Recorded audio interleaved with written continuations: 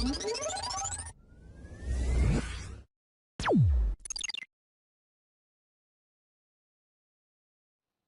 Friends, welcome to the always solution channel. Friends, आज हम लोग देखेंगे टीक वेल्डिंग ट्रबल शूटिंग, यानी कि टीक वेल्डिंग में कौन से डिफेक्ट्स आते हैं और वो डिफेक्ट्स ना आने के लिए क्या करना चाहिए।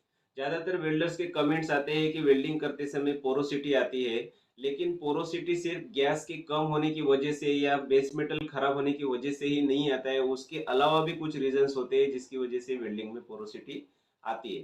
तो वही टॉपिक आज हम लोग डिस्कस करेंगे कि टीक वेल्डिंग में पोरोसिटी क्यों आती है, उसके क्या क्या रीजंस होते हैं और उसको ना आने के लिए क्या करना चाहिए।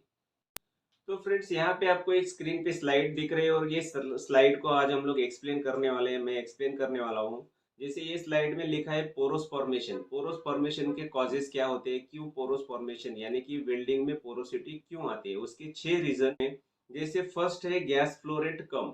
गैस फ्लो रेट कम यानी कि कितना गैस फ्लो रेट होना चाहिए, ये भी बहुत इंपॉर्टेंट है। जैसे कि गैस फ्लो रेट नोजल के अकॉर्डिंग सिलेक्ट होता है। गैस फ्लो रेट नॉर्मली 10 से 12 या 10 से 14 तक आप सेट कर सकते हो, लेकिन कभी कभी जॉब की रिक्वायरमेंट या नोजल की जो साइज होती है काफी बड़े साइज होती है। जैसे रूट मारना है पाइप में, जो ग्रू एंगल है वो काफी बड़ा है, तो आपको नोजल साइज बड़ी लेनी पड़ती है।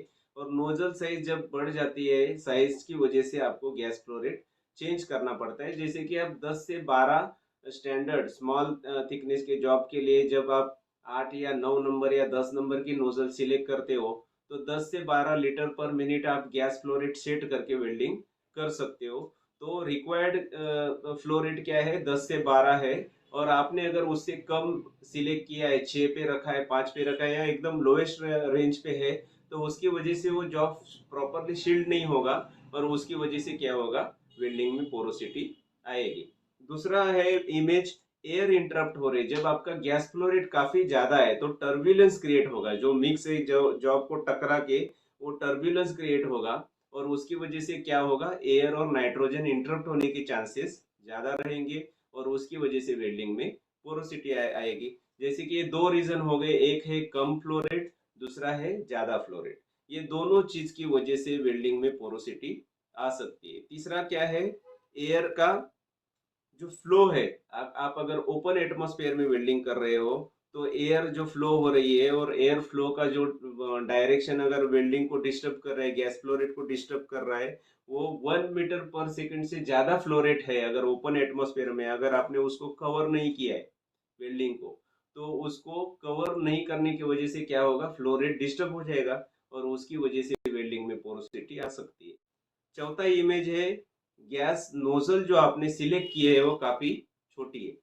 जैसे कि गैस आपका जो जॉब का विड्थ है, जो वेड पूल जो नीचे बन रहा है, वो वेड पूल काफी बड़ा है और उसकी उसके लिए जो रिक्वायर्ड नोजल है, वो नोजल का ओपनिंग काफी छोटा होने की वजह से वहां पे गैस प्रॉपर शील्ड नहीं कर रहा है। यानी कि नीचे वेड पूल का जो विड्थ है वो ज्यादा है और जो गैस शील्ड कर रहा है उसको, वो शील्डिंग का कम विड्थ होने की वजह से उसमें पोरोसिटी आ रही है। पांचवा इमेज क्या है, welding torch at great distance. यानी कि वेल्डिंग टॉर्च वेल्डिंग करते समय आपने काफी ज्यादा डिस्टेंस पे रखा हुआ है, उसकी वजह से गैस फ्लो रेट नीचे जॉब तक नहीं पहुंचेगा और उसकी वजह से वेल्डिंग में पोरोसिटी आएगी। यानी कि आपको टंगस्टन 2 से 3 एमएम जॉब से ऊपर रखना है और वेल्डिंग करनी है। टच भी नहीं, जॉब को टच भी नहीं करना है टंगस्टन। अगर जॉब को टंगस्टन टच करोगे तो क्या होगा, टंगस्टन इंक्लूजन आएगा। टंगस्टन की जो टिप है वो वेल्डिंग में टूट के वेल्डिंग के अंदर रह जाएगी और उसकी वजह से टंगस्टन इंक्लूजन जैसे डिफेक्ट आ सकते हैं। लास्ट इमेज है, shielding gas disturbed bye damage nozzle. अगर आपका नोजल डैमेज है, कभी कभी क्या होता है, वेल्डर सोचते हैं कि चल इतना ठीक है, वेल्डिंग का नोजल अगर थोड़ा सा टूटा हुआ है तो उससे क्या होने वाला है, या फिर जब नए वेल्डर्स रहते हैं तो बार बार नोजल टूटती है गर्म होने की वजह से, ओवर हीट हो जाती है, तो वो सोचते हैं कि बार बार क्यों चेंज करें, तो वही नोजल वो चलाते हैं और उसकी वजह से क्या होगा, जब नोजल टूटी हुई है, आपको यहाँ पे इमेज में दिख रहा है कि जहां से नोजल टूटी है वहां से एयर इंटरप्ट हो रही है और वो शील्डिंग गैस में मिक्स होके जो वेट पूल है उसमें पोरोसिटी क्रिएट कर रही है। तो ये 6 कॉमन रीजन होते हैं जो बहुत इंपॉर्टेंट है समझने के लिए।